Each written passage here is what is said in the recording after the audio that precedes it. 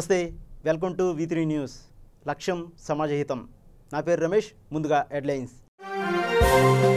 MLC అభ్యర్థులను ఖరారు చేసిన కేసీఆర్, ముఖ్యమంత్రిని కలిసి కృతజ్ఞతలు తెలిపిన అభ్యర్థులు.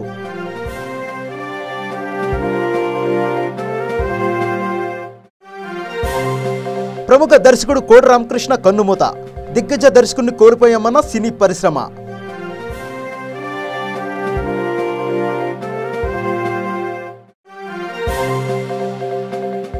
వైఎస్ఆర్సీపీకి భారీ షాక్, కర్నూలు నుండి గౌరి చరిత టీడీపీలో చేరే అవకాశం.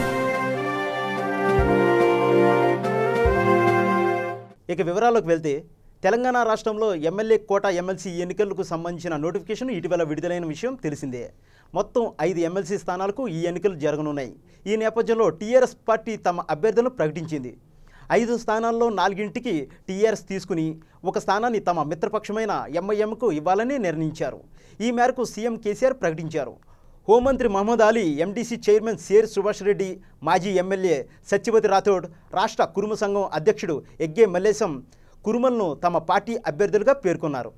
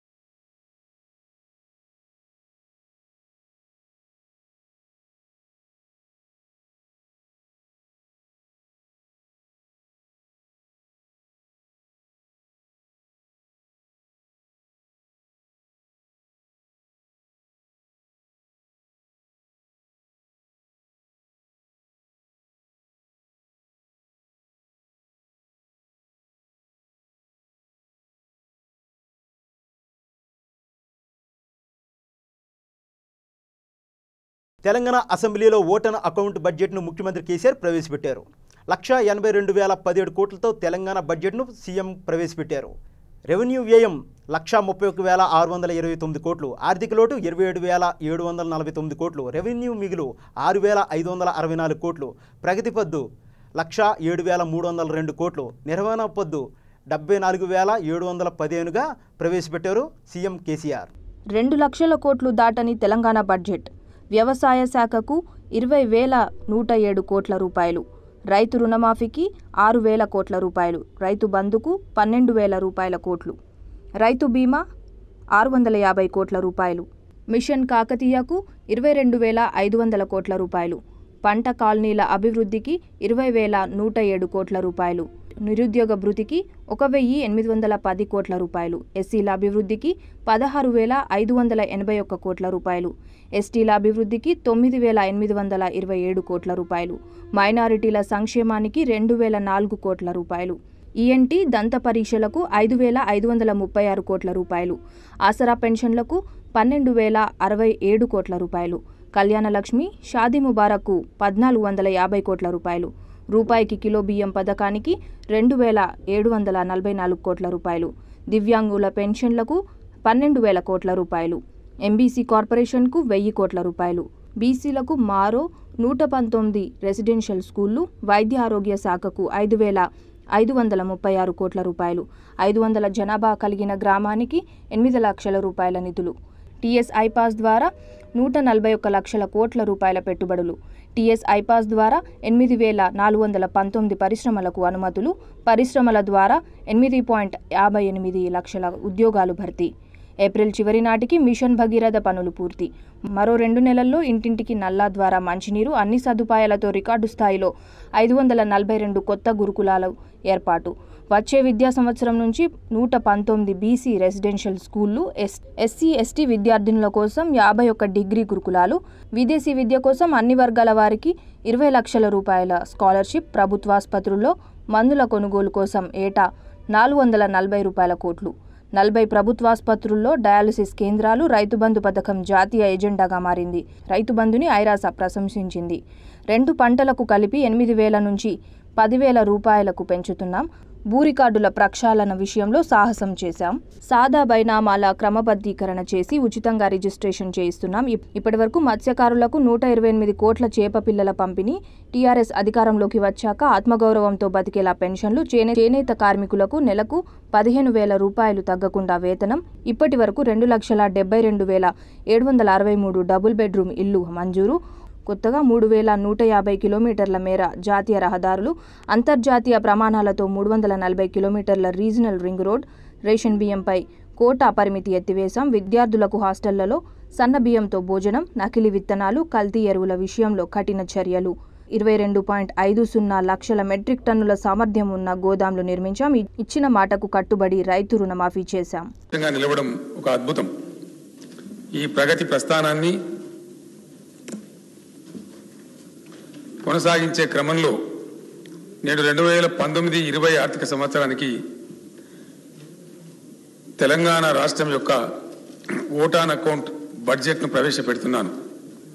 ఇది తెలంగాణ రాష్ట్రానికి 6వ బడ్జెట్. 2014లో రాష్ట్రం ఏర్పడినప్పుడు అన్ని రంగాల్లో వెనుకబాటుతనం ఆవహించి ఉంది. ఎటువైపు చూసినా సవాళ్లే స్వాగతం పలికాయి. సమైక్య పాలన తెచ్చిన దుష్పరిణామాలు రాష్ట్రం ఏర్పడిన తర్వాత కూడా మనల్ని వేధించాయి. తీవ్రమైన కరెంటు కొరతతో పారిశ్రామిక ప్రగతిలో ప్రతికూల పరిస్థితి నెలకొన్నది. వ్యవసాయం సంక్షోభంలో కూరుకుపోయింది. రైతుల ఆత్మహత్యలు, చిన్నాభిన్నమైన గ్రామీణ ఆర్థిక వ్యవస్థ, ముందుకు సాగని నీటిపారుదల ప్రాజెక్టులు, చెదిరిపోయిన చెరువులు, వలస కలువులు, వలసపోయే ప్రజలు, గుక్కెడు నీళ్ల కోసం కూడా అలమటించే దౌర్భాగ్యం. ఇది రాష్ట్రం ఏర్పడే నాటికి తెలంగాణ సామాజిక ముఖచిత్రం. ఈ పరిస్థితిని మార్చేందుకు పట్టుదలతో ప్రయత్నాలు ప్రారంభించాం. తెలంగాణ పునర్నిర్మోసం కోసం సాగిన ప్రయాణంలో భగవంతుడి నుంచి దీవెనలు, ప్రకృతి నుంచి అనుకూలతలు, ప్రజల నుంచి సంపూర్ణ సహకారం లభించాయి. మొదటి 4.5 ఏళ్లలో తలపెట్టిన కార్యక్రమాలు అనుకున్న పందాలో సాగి అద్భుతమైన విజయాలు సాధించాయి. అతి తక్కువ సమయంలోనే అతి ఎక్కువ అభివృద్ధి, సంక్షేమ పథకాలు ప్రవేశపెట్టిన రాష్ట్రంగా తెలంగాణ చరిత్ర సృష్టించింది. విద్యుత్ సంక్షోభాన్ని విజయవంతంగా పరిష్కరించి చీకట్ల నుంచి వెలుగుల వైపు ప్రస్థానం సాగింది. అన్ని రంగాలకు 24 గంటల పాటు నాణ్యమైన విద్యుత్ సరఫరా చేసుకోగలుగుతున్నాం. వ్యవసాయ రంగ సమస్యలను ఒకటొకటిగా పరిష్కరిస్తూ రైతాంగంలో ఊపిరితిత్తుల వ్యాధితో ప్రముఖ సినీ దర్శకుడు కోడి రామకృష్ణ తుది శ్వాస విడిచిన సంగతి తెలిసిందే. ఆయనను చూడగానే నవ్వుతో కూడిన ముఖం, నుదిటిపై బ్యాండ్ కనిపిస్తాయి. అంతేకాదు చేతులకు తాళ్లు, వేళ్లకు ఉంగరాలు కూడా ఉంటాయి. ఆయనకు సెంటిమెంట్లు ఎక్కువ. గతంలో ఓ ఇంటర్వ్యూలో ఆయన మాట్లాడుతూ వీటికి సంబంధించిన వివరణ ఇచ్చారు. బీచ్ దగ్గర తన రెండో సినిమా షూటింగ్ జరుగుతున్నప్పుడు మిట్ట మధ్యాహ్నం సమయంలో ఎన్టీఆర్ గారి కాస్ట్యూమర్ మోకా రామారావు గారు తన వద్దకు వచ్చారని, విశాలంగా ఉన్న మీ నుదురు ఎండకు ఎక్స్పోజర్ అవుతోందని చెప్పి జేబు రుమాలు ఇచ్చి కట్టుకోమని చెప్పారని తెలిపారు. మరుసటి రోజు బ్యాండ్లా తయారు చేసి తీసుకొచ్చారని చెప్పారు. ఇది అద్దరికి మ్యాచ్ అవ్వదని, మీకు బాగా సూట్ అయిందని, దీన్ని కట్టుకోకుండా ఎప్పుడు ఉండవద్దని తనకు చెప్పారని గుర్తు చేసుకున్నారు. అప్పటి నుంచి షూటింగ్లో బ్యాండ్ కట్టుకోవడం తన సెంటిమెంట్ అయిందని చెప్పారు. పోలీసులకు టోపీ, రైతులకు తలపాగా ఎలాగో తనకు బ్యాండ్ అంత పవిత్రమైనదని తెలిపారు. తన అమ్మమ్మ వల్ల చిన్నతనం నుంచి తనలో భక్తిభావం ఉందని, పొద్దున్నే 4 గంటలకు కాలువకు తీసుకెళ్లి స్నానం చేయించి అక్కడి నుంచి గుడికి తీసుకెళ్లేదని కోడి రామకృష్ణ చెప్పారు. అప్పటి నుంచి చేతికి తాడు, కంకణాలు కట్టుకోవడం అలవాటైందని తెలిపారు. తన స్నేహితుల్లో జ్యోతిష్యులు చాలామంది ఉన్నారని, వారి సూచన మేరకు ఉంగరాలు ధరించడం అలవాటుగా మారిందని చెప్పారు. అంకుశం, అరుంధతి, దేవి, పుట్టింటికి రా చెల్లి, మంగమ్మ గారి మనవడు, రిక్షావోడు, తలంబ్రాలు, దేవిపుత్రుడు, శ్రీనివాస కళ్యాణం, భారత్ బంద్, ముద్దుల మావయ్య, అమ్మోరు, ఆహుతి, ముక్కుపుడక, ముద్దుల కృష్ణయ్య, దేవుళ్ళు, స్టేషన్ మాస్టర్, చుట్టాలబ్బాయి, బాలగోపాలుడు, సోగ్గాడి కాపురం, 20వ శతాబ్దం, పెళ్ళాం చెబితే వినాలి, రాజధాని, పోలీస్ లాకప్, గాడ్ ఫాదర్, పెళ్లి, పెళ్లి పందిరి, పెళ్లి కానుక, పంజరం, అంజీ లాంటి చిత్రాలకు దర్శకత్వం వహించారు. 2012లో రఘుపతి వెంకయ్య పురస్కారాన్ని కోడి రామకృష్ణ అందుకున్నారు. 10 నంది అవార్డులు, 2 ఫిలింఫేర్ పురస్కారాలు కూడా అందుకున్నారు. శత్రువు సినిమాకు ఫిలింఫేర్ అవార్డు అందుకున్నారు. దర్శకుడు కోడి రామకృష్ణ కన్ను మూయడం ఎంతో బాధాకరమని నందమూరి బాలకృష్ణ అన్నారు. అనారోగ్యంతో తుదిశ్వాస విడవడం కలిచివేస్తుందని చెప్పారు. 100కు పైగా చిత్రాలకు దర్శకుడిగా ఎన్నో విజయవంతమైన చిత్రాలను ఆయన అందించారని అన్నారు. ఎమోషనల్ చిత్రాలను అద్భుతంగా తెరకెక్కించే దర్శకుల్లో ఆయన కూడా ఒకరని చెప్పారు. కోడి రామకృష్ణతో కలిసి మంగమ్మ గారి మనవడు ముద్దుల కృష్ణయ్య, ముద్దుల మామయ్య, ముద్దుల మేనల్లుడు, భారతంలో బాలచంద్రుడు, మువ్వ గోపాలుడు, బాలగోపాలుడు చిత్రాలకు పనిచేశానని బాలకృష్ణ చెప్పారు. గొప్ప దర్శకుడిని కోల్పోవడం సినీ పరిశ్రమకు తీరని లోటు అని అన్నారు. ఆయన ఆత్మకు శాంతి చేకూరాలని వారి కుటుంబ సభ్యులకు ఆ భగవంతుడు మనోధైర్యాన్ని ప్రసాదించాలని ప్రార్థిస్తున్నానని తెలిపారు. ప్రముఖ దర్శకుడు కోడి రామకృష్ణ మృతితో టాలీవుడ్లో విషాద ఛాయలు అములుకున్నాయి. ఆయన మృతి పట్ల సినీ, రాజకీయ ప్రముఖులు సంతాపం తెలిపారు. కోడి రామకృష్ణ మృతి పట్ల CM Chandrababu, speaker Kodela Siva Prasada Rao, MLA Balakrishna సంతాపం తెలిపారు. ఫిలింనగర్లోని స్వగృహానికి కోడి రామకృష్ణ భౌతిక కాయాన్ని తరలించారు. జూబ్లీహిల్స్ మహాప్రస్థానంలో కోడి రామకృష్ణ అంత్యక్రియలు జరగనున్నాయి. మధ్యాహ్నం 12 గంటల నుంచి 1 గంట వరకు అభిమానుల సందర్శనార్థం కోడి రామకృష్ణ భౌతిక కాయం ఫిలిం ఛాంబర్లో ఉంచనున్నారు. మధ్యాహ్నం 1 గంట తర్వాత జూబ్లీహిల్స్ మహాప్రస్థానంలో అంత్యక్రియలు నిర్వహించబోతున్నారు. కడసారి చూపు కోసం ఆయన అభిమానులు, ప్రముఖులు తరలివస్తున్నారు. తెలంగాణ శాసనసభ డిప్యూటీ స్పీకర్ ఎన్నికకు నోటిఫికేషన్ విడుదల చేయనున్నారు. డిప్యూటీ స్పీకర్ ఎన్నిక సోమవారం జరగనుంది. ఈ పదవికి మాజీ మంత్రి పద్మారావు గౌడ్ పేరు దాదాపు ఖరారైనట్లు సమాచారం. డిప్యూటీ స్పీకర్ ఎన్నికకు సంబంధించి అన్ని ఏర్పాట్లు పూర్తయినట్లు తెలుస్తుంది. కాగా రేపు సోమవారం బడ్జెట్ సమావేశాలు నిర్వహించాలని నిర్ణయించారు. అసెంబ్లీలో చీఫ్ విప్ల నియామకంపై కూడా ఒక ప్రకటన వెలువడనున్నట్లు సమాచారం.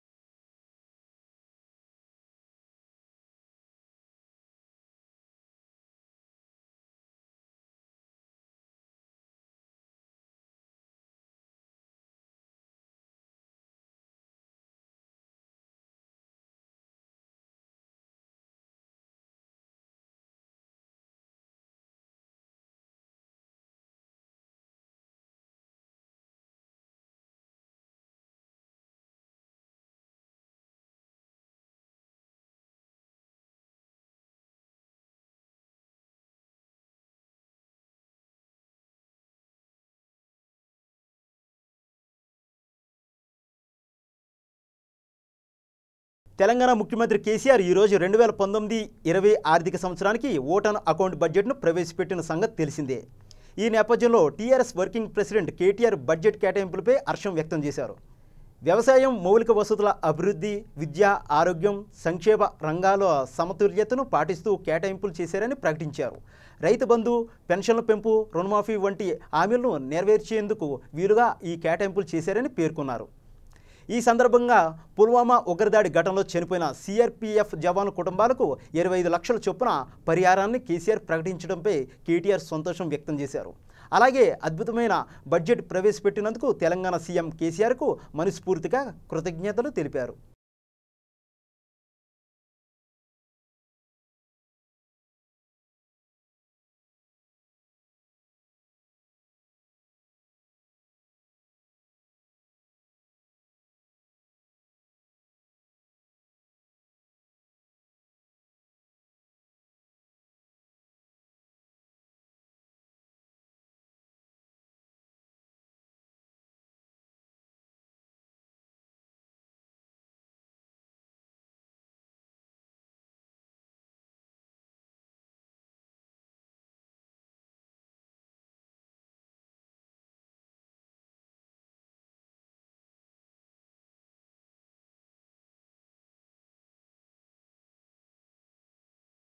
బులెటిన్లో చిన్న బ్రేక్. శ్రీ గాయత్రీదేవి జ్యోతిషాలయం, దిల్సుఖ్ నగర్. శ్రీ పండిట్ సాయిరాం శాస్త్రి గారు గత 30 సంవత్సరాలుగా దిల్సుఖ్ నగర్లో స్థిరంగా ఉంటున్నారు. మీరు చేస్తున్న ప్రయత్నాలు విఫలమగుట, కార్యక్రమాలయందు ఆలస్యం, అనుకోని చిక్కులు, వివాహ ప్రయత్నం ముందుకు సాగక వివాహ ఆలస్యం, ఉద్యోగం, ఆరోగ్యం, దాంపత్యం, సంతానయోగం, విదేశీయానం, భూ వివాదములు మరియు వ్యాపారాదులలో సమస్యలకు జ్యోతిష్యపరమైన పరిష్కారమునకై పుట్టిన తేదీ, బొటనవేలు ముద్ర, హస్తరేఖలు, జాతకం చూసి వివరముగా జ్యోతిష్యం చెప్పగలరు. మీరెక్కడెక్కడో జ్యోతిష్యం అడిగి నిరాశ చెంది ఉండవచ్చు. ఒక్కసారి శ్రీ సాయిరాం శాస్త్రి గారిని సంప్రదించండి. గమనిక: స్త్రీ పురుషుల ఎటువంటి జీవిత సమస్యలకైనా పూజ, హోమం, అంజనం, యంత్రం, మంత్రం ద్వారా 9 రోజుల్లో గాయత్రీదేవి సాయిబాబా పూజ చేసి శాస్త్రోక్తంగా పరిష్కారం చూపగలరు. గాయత్రీదేవి జ్యోతిష్యాలయం, flat number 101, first floor, Shilpi apartments, A block, near Konark theatre, Dilsukh Nagar, Hyderabad. Cell 9949373448, 9404037044.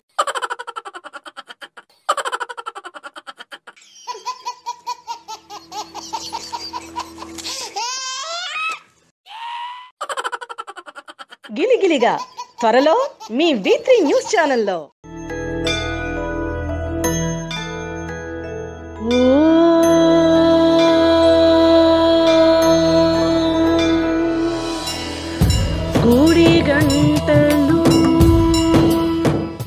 గుడిగంటలు త్వరలో మీ V3 న్యూస్ ఛానల్లో.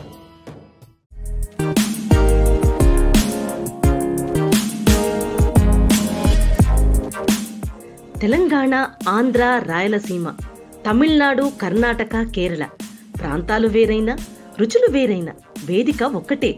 మన రుచులు త్వరలో మన V3 న్యూస్ ఛానల్లో. నేను మా తమ్ముడు రాజుగాడు రచ్చబండ ముచ్చట్లల్లా మన V3 న్యూస్ ఛానల్ జల్దీనే వస్తున్నాం, జర చూడుండ్రి. రచ్చబండ ముచ్చట్లు మీ V3 న్యూస్ ఛానల్లో త్వరలో. Welcome back. కర్నూలు జిల్లాలో ఒకప్పుడు బలంగా ఉన్న వైసీపీకి భారీ షాక్ తగిలే సూచనలు కనిపిస్తున్నాయి. పాణ్యం ఎమ్మెల్యే గౌరు చరిత వైసీపీకి రాజీనామా చేసే యోచనలో ఉన్నట్లు తెలుస్తుంది. వైసీపీలోని కాటసాని రాంభూపాల్ రెడ్డి చేరిక తమకు ప్రాధాన్యత తగ్గిందని గౌరు దంపతులు అసంతృప్తిగా ఉన్నట్లు సమాచారం. అంతేకాకుండా టికెట్ విషయంలో జగన్ హామీ ఇవ్వలేదని గౌరు వర్గం అలగబూనింది. గౌరు దంపతులు 2 రోజుల్లో కార్యకర్తలతో సమావేశమై భవిష్యత్ కార్యాచరణ ప్రకటించనున్నట్లు సమాచారం. వచ్చే నెల 6న గౌరు ఫ్యామిలీ టీడీపీలో చేరే అవకాశం ఉన్నట్లు తెలుస్తోంది. గతంలో కాటసాని పార్టీలో చేరిన సందర్భంలో మీకు పార్టీ టికెట్ దక్కుతుందా అని ఆమెను మీడియా ప్రశ్నించినప్పుడు ఆమె చేసిన వ్యాఖ్యలపై రాజకీయ వర్గాల్లో చర్చ కూడా జరిగింది. అప్పట్లో ఆమె ఏమన్నారంటే, జగన్తో కొట్లాడైనా పాణ్యం టికెట్ తెచ్చుకుంటామని వ్యాఖ్యలు చేశారు. జగన్తో తమ కుటుంబానికి అంత చనువు ఉందని గౌరు చరిత తెలిపారు. అదే ధీమాతో ఎన్నికల ప్రచారం కూడా జోరుగా చేశారు. మరోపక్క పాణ్యం సీటుపై జగన్ తనకు హామీ ఇచ్చారని చెబుతూ కాటసాని కూడా నియోజకవర్గంలో పెద్ద ఎత్తున ప్రచారం చేశారు. గత కొన్ని నెలలుగా జరిగిన పరిణామాల మూలంగా తమకు ప్రాధాన్యం తగ్గిందని గౌరు దంపతులు మనస్తాపం చెందినట్లు తెలిసింది. దీంతో ఇక పార్టీలో ఉండి ప్రయోజనం లేదని భావిస్తున్నట్లు సమాచారం. కర్నూలు జిల్లాలో ఈ పరిణామంపై వైసీపీని షాక్ గురి చేసింది.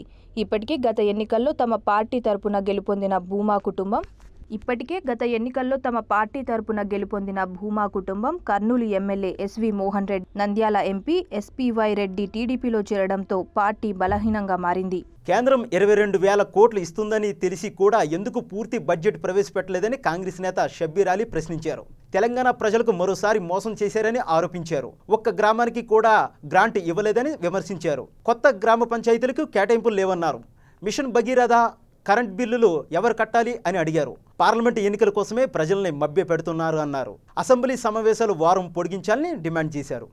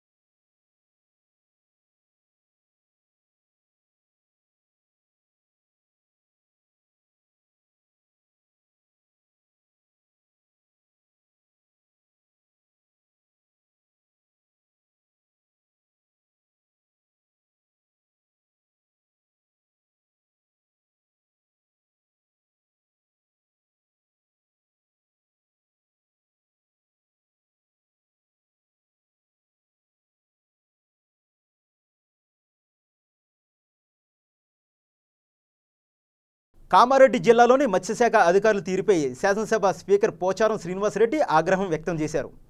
గురువారం బాన్సువాడలో నిర్వహించిన సమీకృత మత్స్య అభివృద్ధి పథకంపై నిర్వహించిన అవగాహన సదస్సుకు ఆయన హాజరయ్యారు. సబ్సిడీ వాహనాలు ఇవ్వడానికి లంచాలు అడుగుతున్నారని మత్స్యకారులు ఫిర్యాదు చేస్తున్నారని ఎన్నోసార్లు చెప్పినా తీరు మారదా అంటూ అధికారులపై మండిపడ్డారు. మరోసారి మత్స్యకారులను డబ్బులు అడిగినా దళారులతో చేతులు కలిపినా సహించేది లేదని, కఠిన చర్యలు తప్పవని అధికారుల తీరుపై అసంతృప్తి వ్యక్తం చేస్తూ సదస్సుకు హాజరు కానంటూ స్పీకర్ వెనుదిరిగి కారెక్కారు. పలువురు టీఆర్ఎస్ నాయకులు మత్స్యకారులు బతిమిలాడటంతో ఆయన సదస్సులో పాల్గొని పలువురు లబ్ధిదారులకు సబ్సిడీ వాహనాలను అందజేశారు.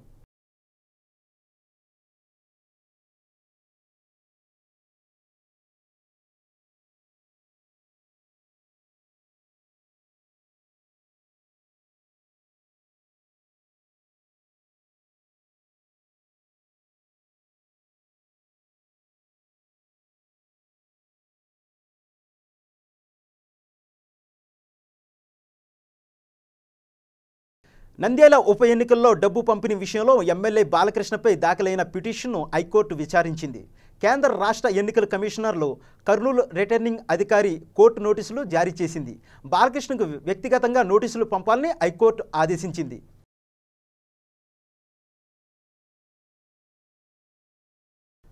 రాష్ట్రంలో ఏ పార్టీ అధికారంలోకి వచ్చినా తాను ఏపీకి ప్రత్యేక హోదా ఇచ్చి తీరుతానని ఏఐసీసీ అధ్యక్షుడు రాహుల్ గాంధీ స్పష్టం చేశారు. తిరుపతిలో తారకరామ మైదానంలో కాంగ్రెస్ భరోసా యాత్ర నిర్వహించింది. ఈ సందర్భంగా బహిరంగ సభను నిర్వహించారు. ప్రత్యేక హోదా కోసం ఆత్మహత్య చేసుకున్న మునికోటికి రాహుల్ నివాళి అర్పించారు. రాహుల్ మాట్లాడుతూ మోదీ ప్రత్యేక హోదా ఇస్తామని మాట ఇచ్చి తప్పారు. ప్రత్యేక హోదా కేవలం ప్రధాని ఇచ్చిన వాగ్దానం కాదు, దేశంలోని ప్రతి పౌరుడు ఏపీకి ఇచ్చిన వాగ్దానంగా భావిస్తున్నాం. ప్రధాని ఒక వ్యక్తి కాదు, కోట్లాది మందికి ప్రతినిధి. కాంగ్రెస్ అధికారంలోకి వస్తే ప్రపంచంలో ఏ శక్తి కూడా ప్రత్యేక హోదాను అడ్డుకోలేదు అని రాహుల్ చెప్పారు. మోదీ ఇప్పటి వరకు ఒక్క వాగ్దానం కూడా అమలు చేయలేదని రాహుల్ ధ్వజమెత్తారు. రాఫెల్ విషయంలో అంబానీకి 30,000 కోట్ల రూపాయలు దోచిపెట్టారని, కాపలాదారుడే దొంగ అని ప్రజలు అంటున్నారని ఈ సందర్భంగా గుర్తు చేశారు. కాంగ్రెస్ పార్టీ ఎప్పుడూ సత్యాలే చెబుతుందని స్పష్టం చేశారు. 2013 భూసేకరణ చట్టాన్ని కాంగ్రెస్ తీసుకొచ్చిందని, తమ హయాంలో 70,000 కోట్ల రూపాయల రైతు రుణమాఫీ చేశామని తెలిపారు. మోదీ పారిశ్రామికవేత్తలకు రుణమాఫీ చేశారని, రైతులకు మాత్రం రుణమాఫీ చేయడం లేదని ఆయన దుయ్యబట్టారు. ఛత్తీస్గఢ్, మధ్యప్రదేశ్, రాజస్థాన్లో 2 రోజుల్లో రుణమాఫీ చేశామని, కాంగ్రెస్ మాట మీద నిలబడే పార్టీ అని మరోసారి రాహుల్ గాంధీ స్పష్టం చేశారు. వైసీపీ అధినేత జగన్మోహన్ రెడ్డి టాలీవుడ్ హీరో అక్కినే నాగార్జున భేటీ అయిన సంగతి తెలిసిందే. మంగళవారం ఉదయం లోటస్ పాండ్ వెళ్లిన నాగార్జున జగన్తో భేటీ అయ్యారు. ఈ భేటీ జరిగినప్పటి నుంచి అసలు ఎందుకు భేటీ అయ్యారు? నాగ్ రాజకీయాల్లోకి వస్తున్నారా, లేకుంటే ఓ నిర్మాతకు టికెట్ ఇప్పించడానికి రాయబారం నడిపారా? ఇలా పలు రకాల వార్తలు పుట్టుకొచ్చాయి. అయితే ఈ భేటీపై ఫస్ట్ టైం నాగార్జున పెదవి విప్పారు. వైఎస్ జగన్ మా కుటుంబ సన్నిహితుడని, మర్యాదపూర్వకంగానే కలిశానని ఆయన స్పష్టం చేశారు. తనకు రాజకీయాలపై ఆసక్తి లేదని నాగ్ మరోసారి స్పష్టం చేశారు. వైఎస్ జగన్ ప్రతిష్టాత్మకంగా చేపట్టిన ప్రజా సంకల్ప యాత్రను విజయవంతంగా చేసినందుకు కృతజ్ఞతలు తెలిపినట్లు నాగార్జున చెప్పారు.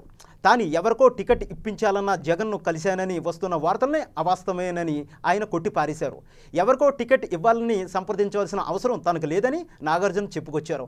మొత్తానికి చూస్తే భేటీ అనంతరం వచ్చిన పుకార్లకు నాగ్ ఫుల్ స్టాప్ పెట్టారని చెప్పుకోవచ్చు.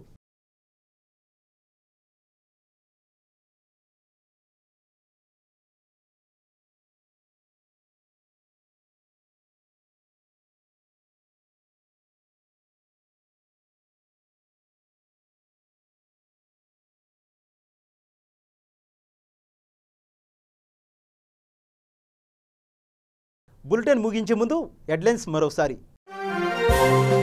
ఎమ్మెల్సీ అభ్యర్థులను ఖరారు చేసిన కేసీఆర్, ముఖ్యమంత్రిని కలిసి కృతజ్ఞతలు తెలిపిన అభ్యర్థులు.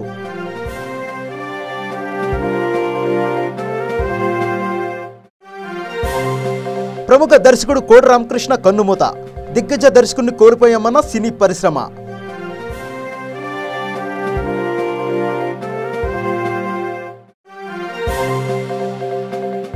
వైఎస్ఆర్సీపీకి భారీ షాక్, కర్నూలు నుండి గౌరి చరిత టీడీపీలో చేరే అవకాశం. చూస్తూనే ఉండండి V3 న్యూస్, లక్ష్యం సమాజహితం.